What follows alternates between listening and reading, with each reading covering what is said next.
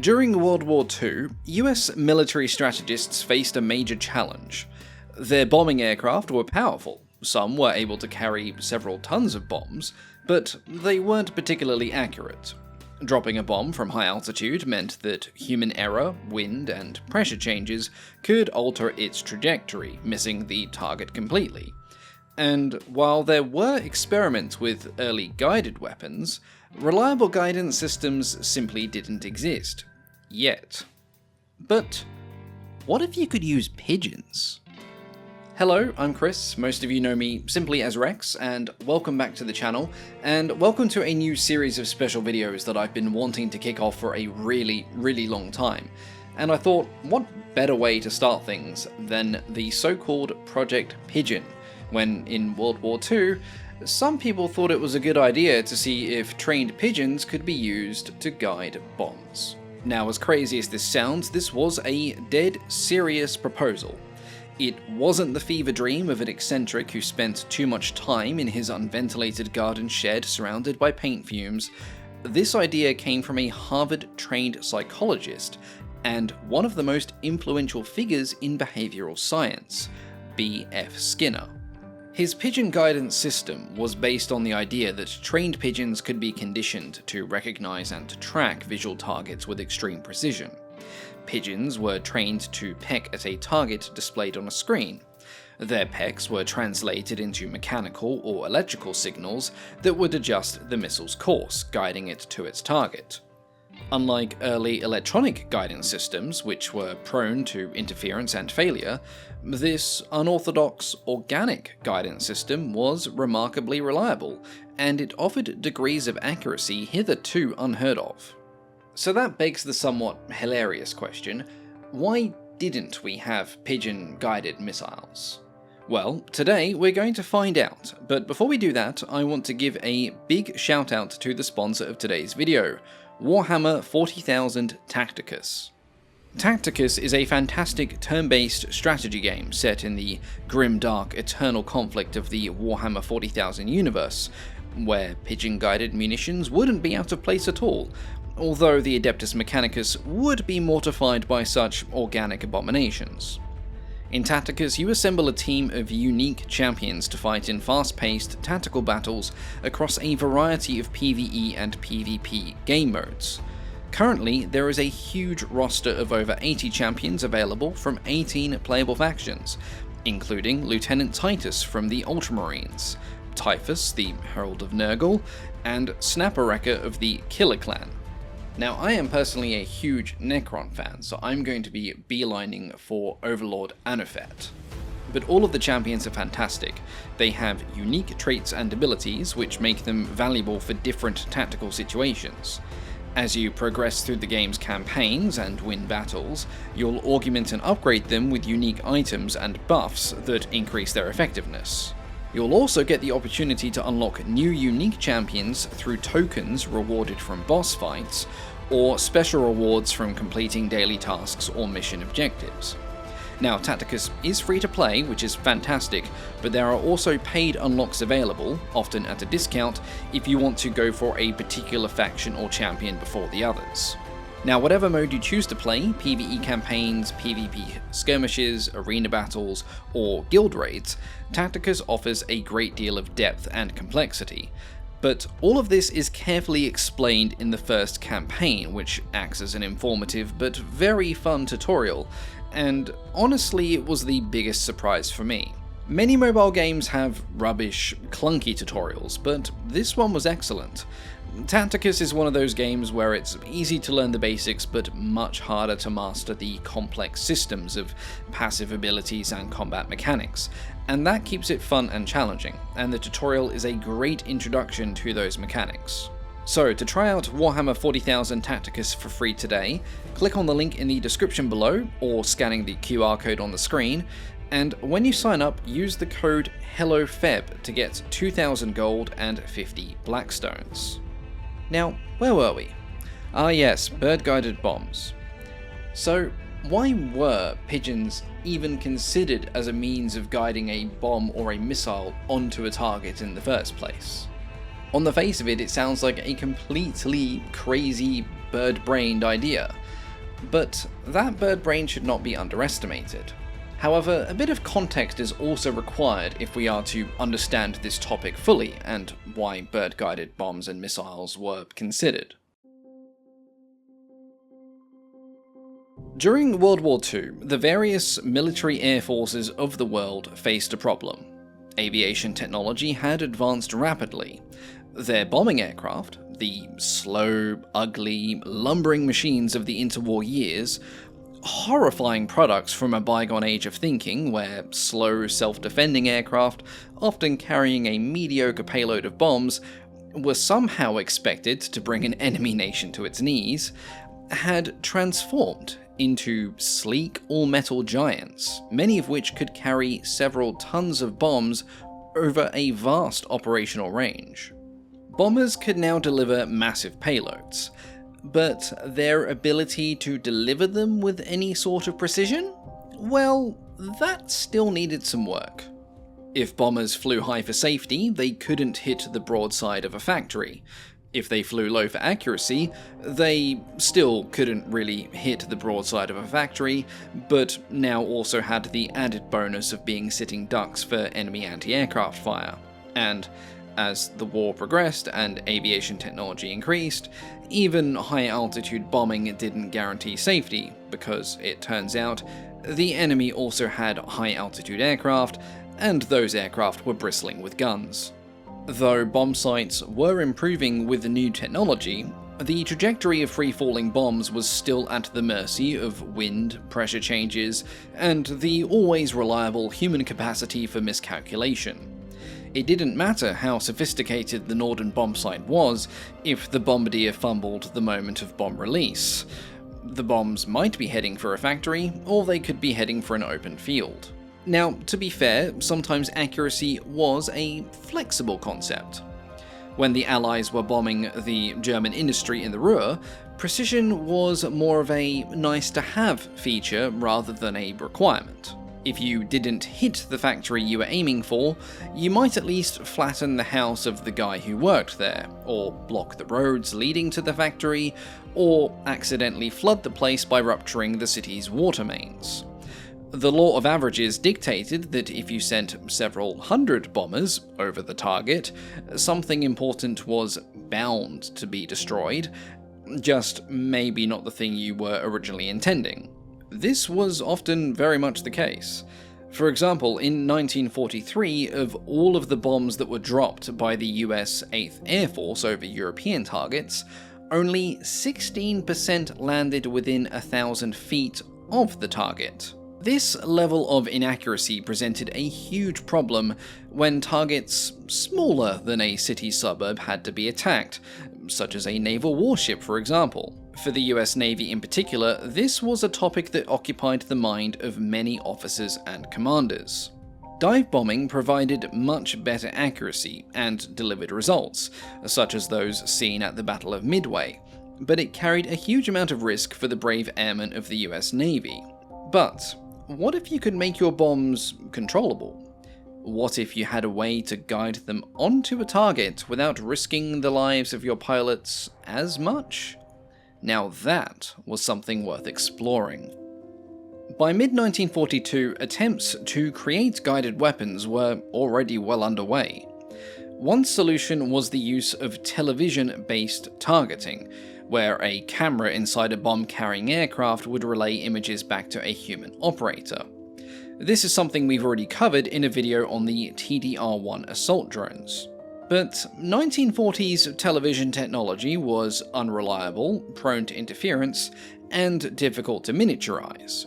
It also still required a thinking human at the other end to maintain control. The military wanted something better, something that could autonomously track a target and make split-second adjustments in real time. Developments had begun on early radar-guided missiles, but this technology was very slow in development, and before radar guidance technology was perfected, one unlikely mind proposed an alternative: trained pigeons. Enter B.F. Skinner, a psychologist, not an engineer, who would attempt to solve the great problem of developing guided ordnance. not with radar, nor with advanced electronics, but with bird power. Born in 1904 in Pennsylvania, Skinner's work would go on to shape modern behaviorism. As a young man, Skinner first aspired to be a writer, even receiving encouragement from the poet Robert Frost. But he would later on abandon literature, being frustrated that he lacked meaningful life experience to write about. Instead, he turned to science, specifically the study of human and animal behavior.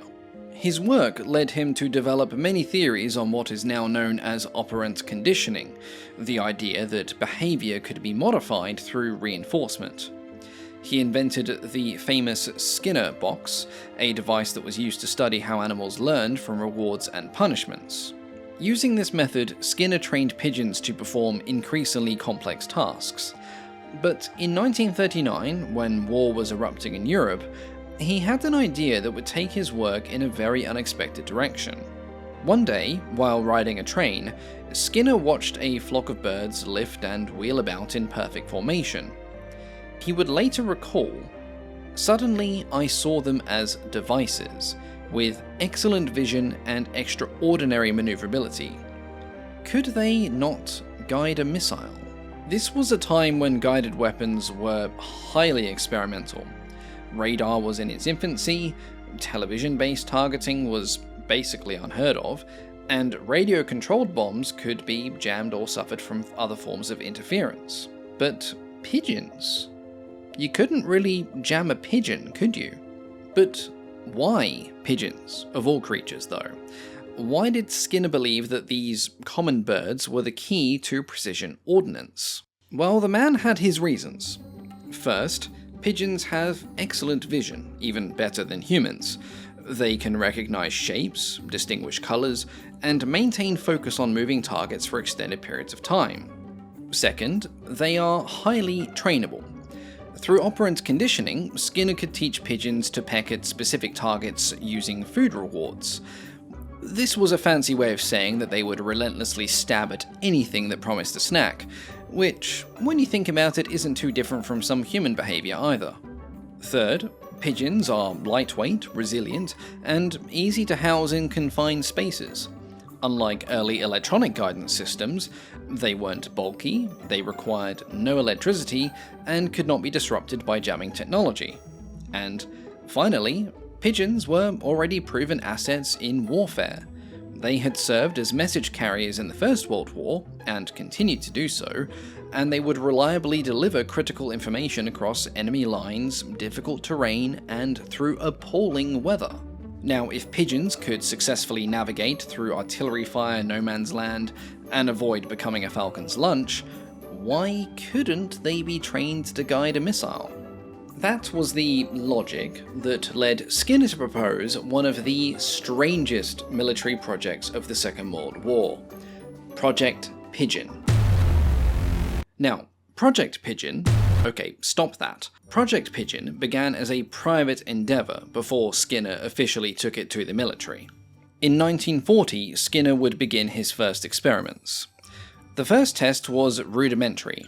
Skinner designed a setup where a pigeon, held in a harness, was trained to peck at a target to receive food.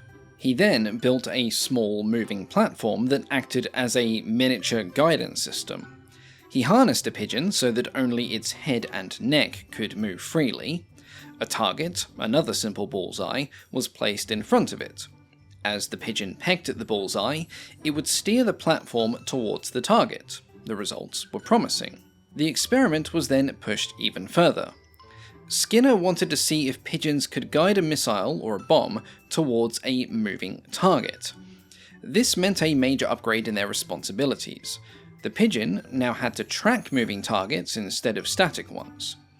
Now, at first, Project Pigeon was conceived as a defensive idea, a way to intercept enemy bombers. But this quickly shifted to a focus on naval targets instead.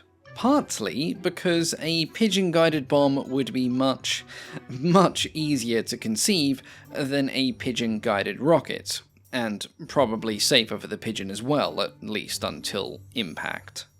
Skinner then refined his experiment even further, placing pigeons in control of small carts, which they could steer towards model ships that were moving about on a table.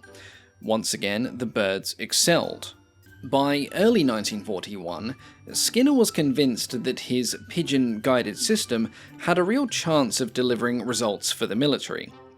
But there was just one small problem. He was a psychologist, not an engineer. Also, he didn't work for the military, which made pitching a new bombing system a little tricky. Thus, he needed official backing. Looking for said official backing, Skinner demonstrated his pigeon-piloted contraption to Dean John T. Tate, who was a physicist at the University of Minnesota. Tate, one could only assume, listened politely while watching birds meticulously steer little carts across a table before deciding, yes, this is something the US government should hear about.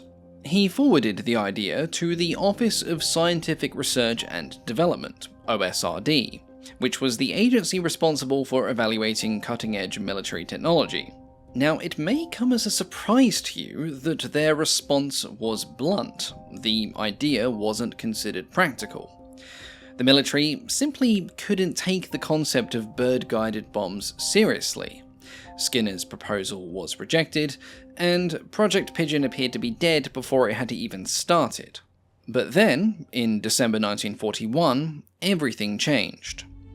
The attack on Pearl Harbor threw the United States into World War II. After the disastrous first 6 months of the Pacific conquests made by Japan, the US military was desperate for any solution that could give them an advantage in this naval war. And for Skinner, it was the perfect moment to bring his idea back to life. Skinner found an unlikely ally in General Mills, the cereal company. Arthur D. Hyde, vice president in charge of research at General Mills, saw potential in Skinner's project. Though the company wasn't in the business of weapon development, Hyde believed that they could develop the Pigeon system to a point where the US military might take an interest anyway. He secured funding, and this allowed Skinner's team to continue their work in secret. With General Mills financially backing him, Skinner and his team moved into the top floor of a flour mill in Minneapolis. The new funding allowed them to refine their experimental setup. Instead of using moving carts, Skinner developed a more sophisticated system, a projection-based guidance mechanism. Instead of steering a missile by moving their bodies, the pigeon would instead peck at an image projected onto a translucent screen. This was based on the principle of a camera obscura, with a lens in the missile's nose capturing the view of the ground and the target below. The pigeon, seeing this as just another day at the office, would peck at the designated target on the screen, and its movements were converted into real-time flight adjustments. The translucent screen was mounted on a pneumatic system with 4 air valves. Now, when the pigeon pecked slightly off-center from the screen would tilt in that direction, opening the corresponding valve. This directed air into chambers that controlled the missile's control surfaces, effectively letting the pigeon fly the bomb. This was all very impressive, considering the pigeon had no idea what a bomb was, nor that it was now part of one. For this system to work effectively, the pigeons needed intense training, which, as it turned out, mostly involved bribery in the form of food. Skinner developed a conditioning program where pigeons were rewarded for pecking at images of enemy ships, buildings, and other military targets. It was a simple transaction. Peck correctly, get a snack. Peck incorrectly, reconsider your life choices. To test this behavioral training, engineers at General Mills built a pigeon-powered missile simulator, words that I still can't believe just passed through my lips. The pigeon-powered missile simulator proved remarkably effective. Inside, the pigeons successfully tracked moving targets and adjusted the device's direction in real time, proving that birds were, at least in this case, capable of guiding a weapon onto a target with remarkable accuracy. But the real challenge wasn't accurate pecking, it was accurate pecking under pressure. To prepare the pigeons for actual mission conditions, they were subjected to an assortment of delightful tests, including loud noises, extreme vibrations, sudden acceleration and deceleration, and other rapid motion, all while still being expected to hit their target. The results were better than anyone had expected.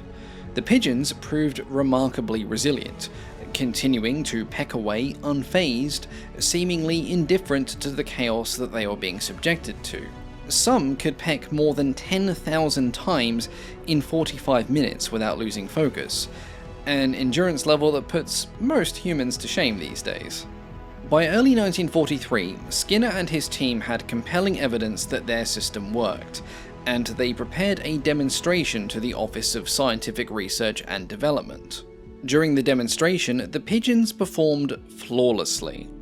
One pigeon managed to hold a missile simulator on target for a full 5 minutes, longer than the time needed for an actual missile or bomb to strike. The results were enough to convince some officials to fund further research, though it had to be said that many had their doubts about the real-world effectiveness of pigeon-guided bombs, but to some degree Skinner got his way. In June 1943, the US military awarded General Mills a contract of $25,000 to develop the system further. And with this, Project Pigeon had finally become an official military program. While Skinner would go and assemble an elite and adorable squadron of 64 pigeons, work was well underway on one of the weapons that they might be guiding. Due to the classified nature of their development, Skinner wasn't allowed to know the full details of this weapon, merely the required dimensions of the so-called guidance core in which the pigeons would be installed. Now, the weapon itself is something of an enigma, as no credible drawings of the pigeon-guided design seem to have survived today. But it later on evolved into two other designs, the Mark 55 Pelican and the ASMN-2 Bat. Both of these share a bulbous nose which housed their radar or TV guidance units, but when you compare them to the illustrations of the pigeon guidance units, you can see the resemblance in all of these frames. Also, in Skinner's own writings on the project, he refers to the weapon as the Pelican, so it's highly likely that we are talking about the same general design. Now, as Skinner and his team trained their squadron of unsuspecting missile pilots, one major improvement was introduced. A key challenge in pigeon-guided munitions, a phrase that somehow made it into serious military discussions, was ensuring that one rogue bird's bad decision didn't send the bomb hurtling off in the wrong direction. To solve this, Skinner developed a majority vote system. Instead of a single pigeon running the show, 3 pigeons were placed inside the missile or the bomb's nose cone. This tripled redundancy meant that even if one pigeon decided to have an existential crisis mid-flight, the other 2 would keep things on track. It was, effectively, a small, feathery democracy in action, albeit one guiding a few thousand pounds of high explosives. The system was quite simple. Each pigeon would be situated in its own mini control room, and each pigeon would peck independently at a screen at what it thought was the target. If one pigeon pecked off target, the missile didn't immediately panic, because, unlike certain humans, it believed in checking multiple sources before taking action. Instead, the system followed this rule. If at least 2 pigeons pecked in the same direction, the missile adjusted accordingly. If all 3 pecked in the same spot, the missile stayed perfectly on course, essentially the pigeon equivalent of a full consensus. But what if all 3 disagreed? Well, according to the sources I found, this didn't happen, and if it did, it was very rare, which I find a little hard to believe, if I'm being honest. But seeing as the pigeons would peck at the screen many times a minute, the law of averages probably meant that most inputs would fit the previous 2 requirements, either 2 agreed or all agreed, and this would allow the missile or the bomb to be controllable. Now, in simulation tests, this system proved to be remarkably effective. Pigeons stayed locked onto their targets for several minutes, and even when one pigeon got distracted, the other two would keep it on course. This was further demonstrated by switching off one of the pigeon's screens to simulate a malfunction. In controlled tests, the Pigeon guidance system gave such good results that it was expected to outperform many early electronic guidance systems, which were still prone to a lot of malfunctions. Unfortunately, the showdown between pigeon brainpower and early electronics never happened, because the US military had finally exceeded its weirdness threshold.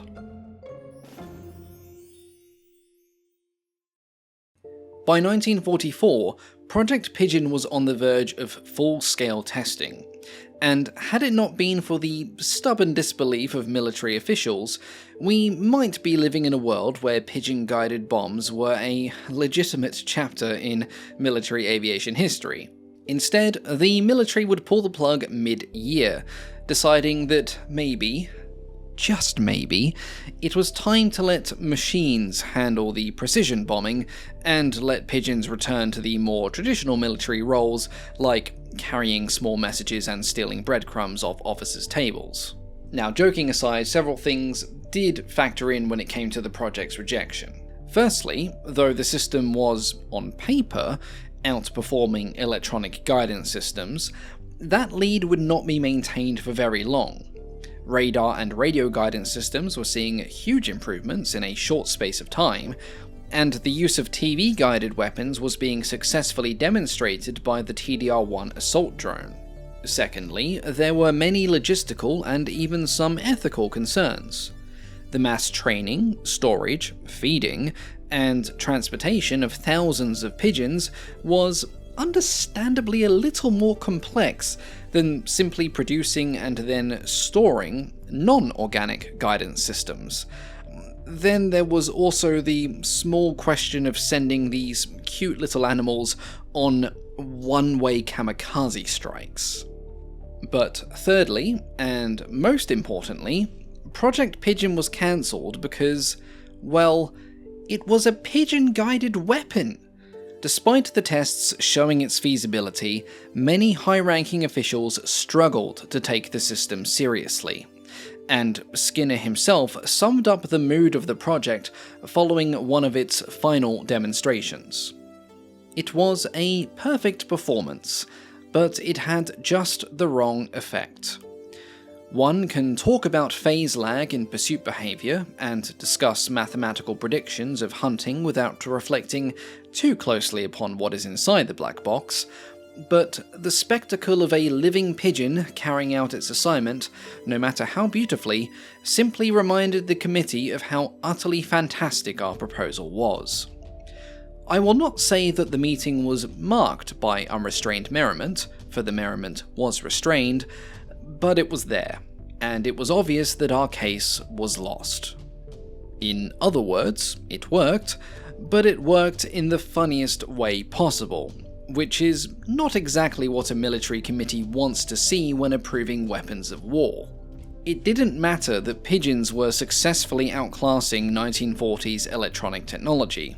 At the end of the day, nobody wanted to explain to Congress that America's latest precision weapon was powered by birds. Though Project Pigeon was shelved in 1944, its story wasn't completely over, because, apparently, the US military wasn't quite ready to give up on weaponized birds just yet. In 1948, the Navy dusted off the idea, gave it a fresh coat of paint, and rebranded it as Project Orcon, which was short for Organic Control, presumably because Suicide Pigeon Squadron didn't sound quite as nice. By this time, the military was developing air-to-ground and anti-ship missiles, but precise targeting was still a bit of a headache. Radar and infrared were improving, but they weren't quite there yet. So, naturally, someone thought, hey, you know what worked pretty well a couple of years ago? Those pigeons. Project Orcon built upon the work of Project Pigeon, but with several key improvements. The training process was refined to improve long-term memory retention. Later tests would reveal that some of these pigeons still recognize their targets more than 6 years later.